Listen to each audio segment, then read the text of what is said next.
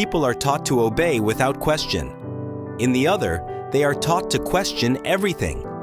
And yet, they share the same history, the same roots, and the same blood. North Korea and South Korea are not just divided by a border. They are divided by psychology. And once you understand this, you'll never look at human behavior the same way again. If you enjoy content that changes how you see the world, consider subscribing, because this is just the beginning. Let's start with childhood, because everything begins there. In North Korea, a child grows up in structure. Rules are clear. Expectations are strict. From a very young age, children learn obedience, not as a suggestion, but as a necessity. Questioning authority is rare, and over time, this creates a mindset where safety comes from following the system. Being correct becomes more important than being curious. Now compare that to South Korea. A South Korean child grows up differently. They are encouraged to express themselves, to ask questions, and to explore ideas. But here's the twist. Freedom doesn't mean peace. Because in South Korea, pressure takes a different form. Not from control above, but from expectations everywhere. School, society, competition. Students constantly compare themselves.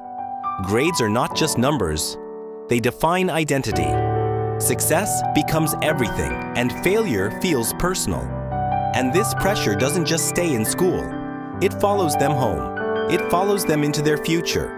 Even small mistakes can feel overwhelming, and over time, this creates a constant sense of pressure.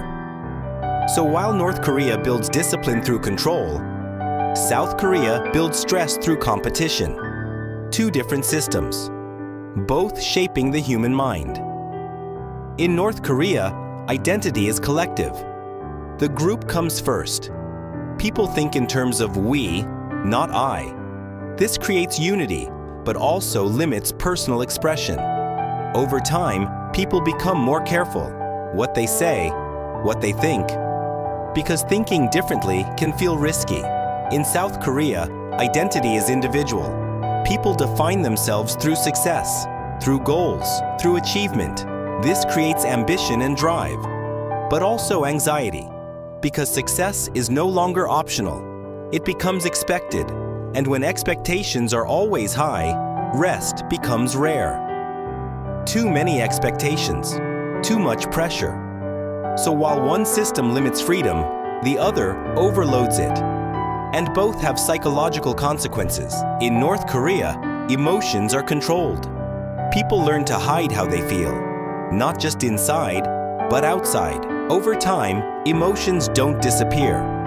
They become silent. In South Korea, emotions are more visible.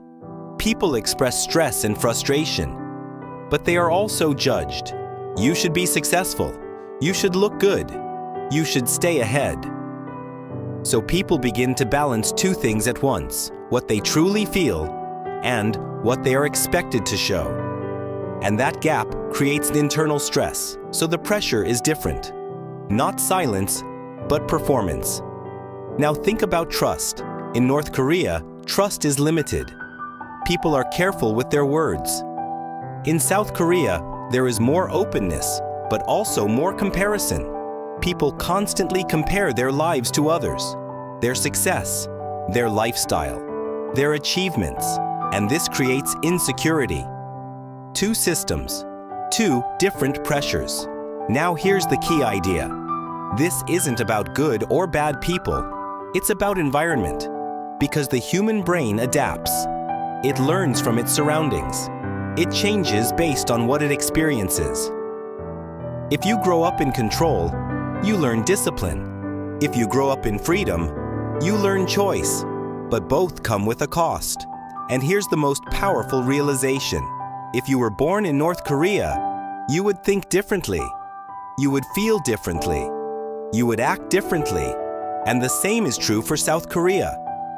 Your personality, your fears, your goals would all change.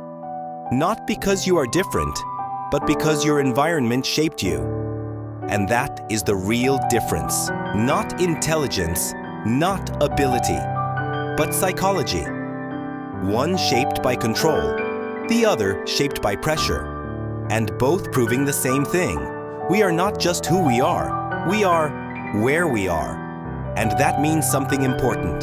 The way you think today is not random. It is shaped by everything around you, your environment, your culture, your experiences. So the real question is not just who they are, but who you would be if you lived a different life. And once you understand that, you start to see the world differently.